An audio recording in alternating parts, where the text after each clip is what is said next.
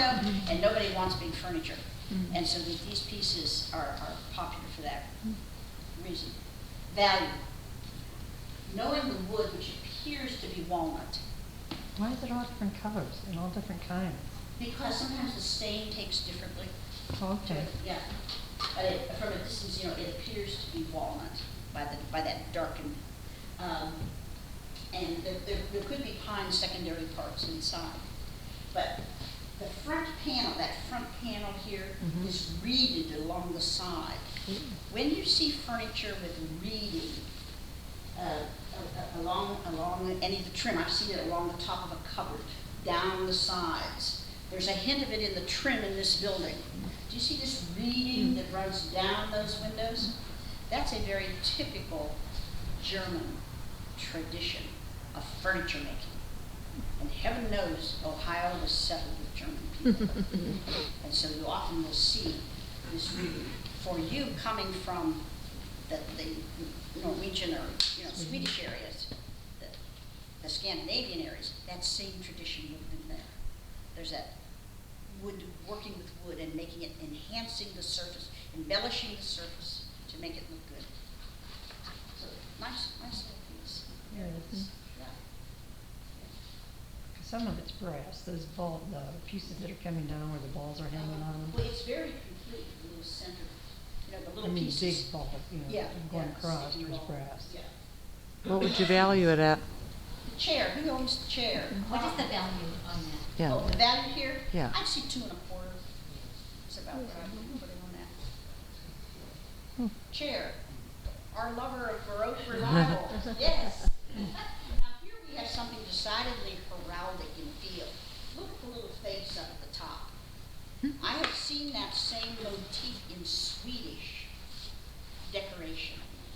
That almost Thor, the god of thunder, are usually a rather ferocious looking shape.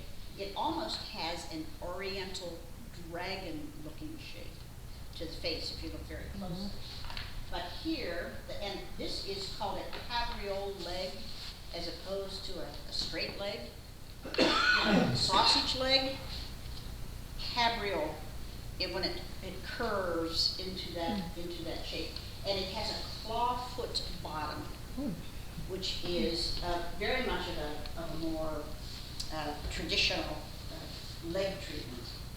The back legs have very nice turnings with a touch of Sheraton. When you see the turnings on this back leg, so Sheraton is 1870s. What I'm doing is I'm untangling what I'm seeing. The primary wood appears to be oak. Again, a wood that it's a hardwood, but was but took to carving well because it didn't chip off, just because it was hardwood.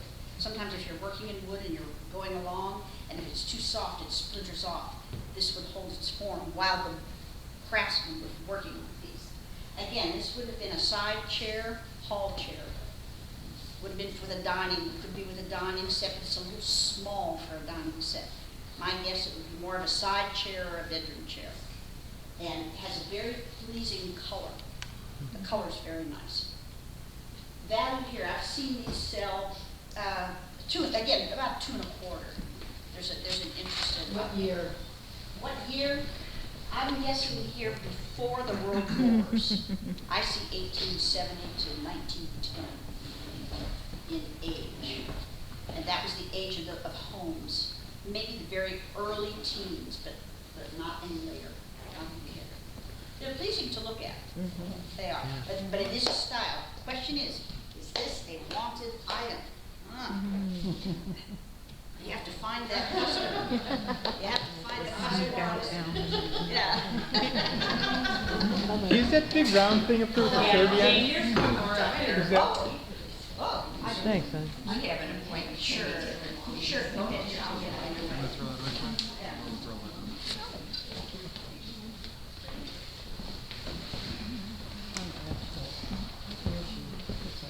Yes. Something like that.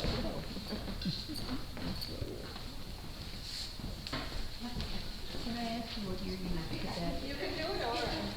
The Oh, chest centerpiece of furniture? 1910. smidge earlier perhaps. All right, I'm going to be very honest, I'm pulling a blank on the value of this piece. Who owns it? What do you know then? Yeah. What is it? Yeah, what is it? Like a shadow I believe box. it's an aquarium. When it was very excited to bring in exotic forms of life.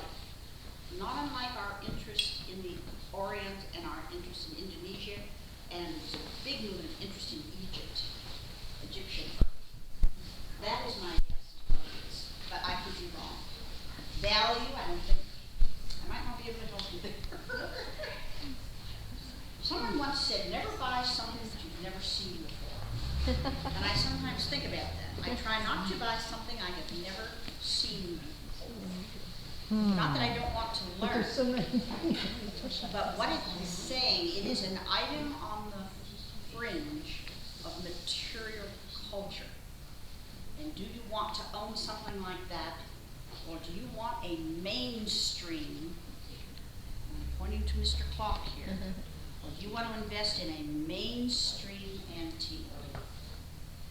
My suggestion is you want the mainstream antique. You did good at a garage sale.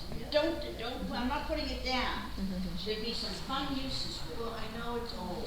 And that's, Yes, yes. And the candle underneath is electric, which is right there. the feet, it's got those feet on it too. Yes, yes, yes. There's a candle underneath, it's probably some kind of white. But it's electrified. Of course, what's called Shadow box type thing or something maybe.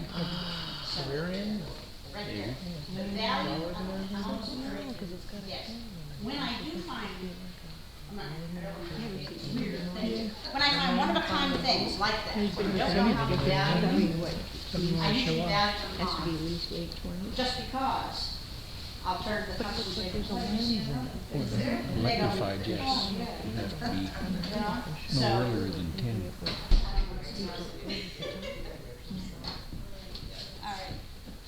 Who's planter? Mine. Oh, Right oh, yours, yes, yes. This is a very typical planter, nice heavy, kind of Again, late 20s or late 30s. 20s, yes, yes. And the pot here, the pot would have sat down in. These are being reproduced, which is the sad part, which diminishes the real thing. That's always something we're up against when the value drops. But it's pleasing regardless. This is nice. There's just one little hint of a ding here, but it's in good shape. It's in good shape. I've seen people entertain with them. They make it their ice bucket. Yeah, you know, they put a bowl in there and use that. So here, $30. This is the value. Perfect. Who's little angel? Yeah, from that's mine Holston? also. Oh, yes.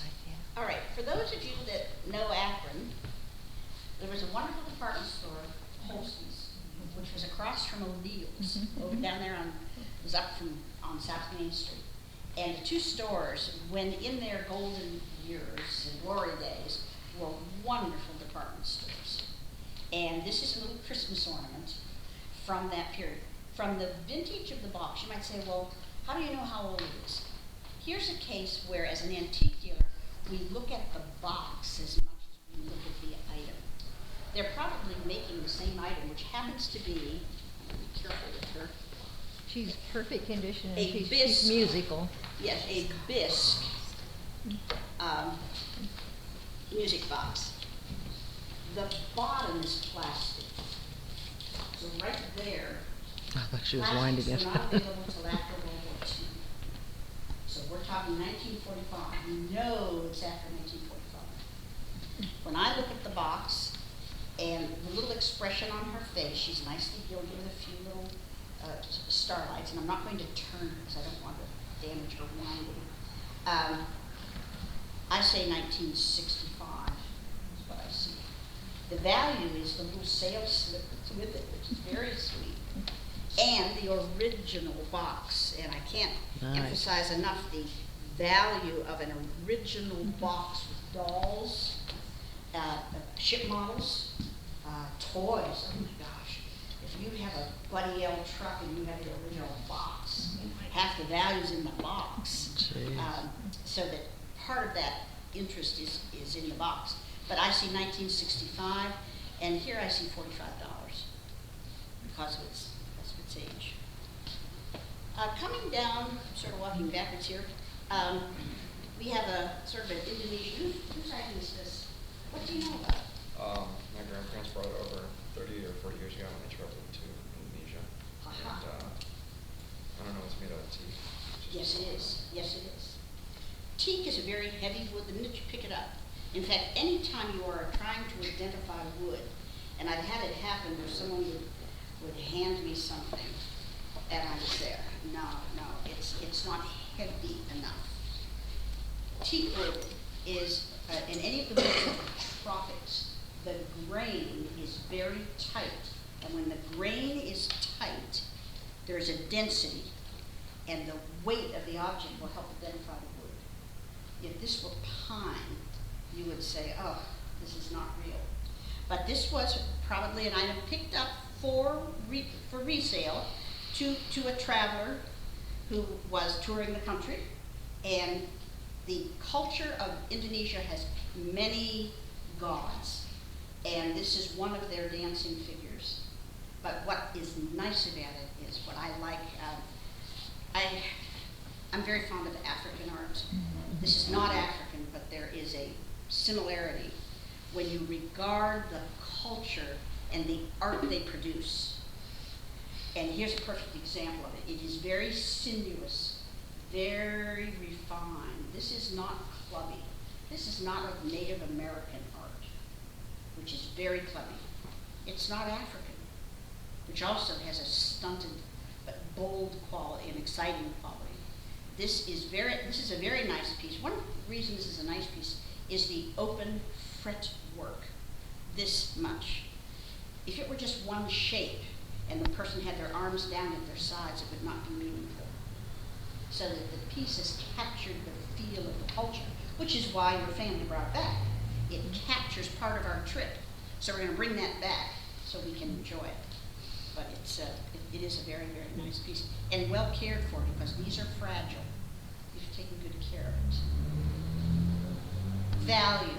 Because it has no what we call historic value, it has no family value. Value here, this now is into the decorative market. And in the decorative market, these items are $60 for the most part at this time. And anybody who likes to decorate their living quarters with ethnic material, where you're mixing a Navajo rug, an African mask, and an Indonesian figure, this works. And that is the customer who would be interested. But it's very nice. Take care of this part. There is a watch here, and I feel very badly. It's out of my category. I don't know watches. But I do know something that's on the watch. There's a watch fob. Who does this belong to? They must have left. Oh dear. Ooh. They'll be back. All right. Oh, okay. All right. What's interesting is, so it's not a watch, it's a compass, is the fob that's on the end, FOB. It's a lovely little thing with her initials, and this is gold. So there's as much value at this end as there is at this end. But it's a category that I generally don't know about. I do know about the fobs a little bit. And I see, it is a little device, it looks like that kept the watch, it was usually a watch, and it kept it in a pocket on the clothing, usually a man's clothing. Some ladies had a little pocket, and this was put through and would keep the watch from falling away. But, yeah, this button, yeah. Oops. These are collectible. People make bracelets out of them. You know, like charm bracelets. But the fact that they're gold, this is nice because of the initials. You know, but overall, I don't know the bottom part, but I see the gold's over $1,000 an ounce. So, and I don't know what karat gold this is, but you know, I see these $120 for the fob. Wow. Yeah, but the other part I can't, I'm sorry, you know. Whose is this? Well, it is a wash set. What do you know about it? Not since my mother-in-law. Okay, okay. Yes, before there was indoor plumbing, everybody had a wash set upstairs for, you know, early grooming in the mornings. And this happens to have a decal on it that looks like the Johnson Brothers china. There was a set of dishes put out by Johnson Brothers that had the same scene with the sleigh and horse. Not courier knife. Yes, it's a takeoff of Courier knives, but the pottery company was Johnson Brothers. They used that motif. This is unmarked, I looked to see, which is a puzzlement because usually Johnson marked their things. So I don't know that it's Johnson. The shape of it, though, is quite different. It's a shape of the 40s and the 30s. It's not the traditional shape at all. Most of these bowls were round. They were not rectangular, which makes me think that yes, this was used, but that it's just a little bit different, a little more decorative. On this piece is something that concerns people, and it is called crazing. And you can see the crazing, that it looks like a series of spider webs along here. What has happened is the glaze and the piece of pottery have changed temperature. And the glaze has begun to separate from the body of the piece of pottery. And it's usually undesirable. There is one line of pottery where they made it glaze, they made it craze on purpose. But for the most part, it indicates that the piece was quickly made, meaning machine made as opposed to being well crafted in a pottery, and that time has caused expansion and contraction to the point that, and that might be so, there might be hot water here, that it causes this crazing. If you are buying pottery, my thumbnail advice would be avoid a piece that has crazing. It is better that it be the clear finish. It is a better constructed piece of pottery if it doesn't. So that, but the value here, what I like about it is it's very visual, and it's a wonderful color. This cream is very pleasing. It's very easy to look at, and I love the shape of the bowl because it is not circular. Very, very nice. $120. I like it. There is a little picture. Yes, and a child shall lead them. Whose is this? What do you know about it? My husband's grandfather back in the Oh, nice, nice. I think it's all original. Very sweet. Yes, there's a biblical reference where the sheep and the lion will lie down in peace. And of course, this is the Christ child leading the way. What I think is interesting, carved into the back of it is the word war, which might have been either initials or saying at the time, there was war at some time when whoever owned this at the time. Original frame, and here's a case where I would not touch the frame at all. And there's a little bit of frocking here, but frocking refers to discoloration, discoloration from moisture, but not to worry. You might want to try to clean the front of the glass carefully. Don't go carefully with Q-tip in the corners, very, very carefully. But aside from that, it is very sweet. Again, sentimental value over market value. Market value, very little, hard to sell. I generally avoid ecclesiastical items for that reason. Plus, I don't want to make money on someone's fake items. I think that's poor taste. But what I like about it is tinted. The little lithograph is tinted. It's really a little it gives a little extra, and it is very finely done. This does have a listing of who the lithographer was, and it's somebody in New York. That could be researched, and you can find out who it is. I would Google that name, and it may